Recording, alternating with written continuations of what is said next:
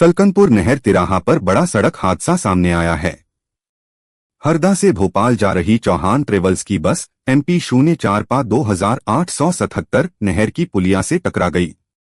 बस अनियंत्रित होकर पुलिया से भिड़ी। हादसे में एक बाइक सवार भी चपेट में आ गया।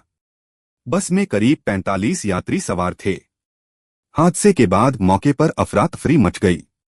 प्रारंभिक जानकारी के अनुसार 22 यात्री घायल बताए जा रहे हैं, जिनमें से कई की हालत गंभीर है।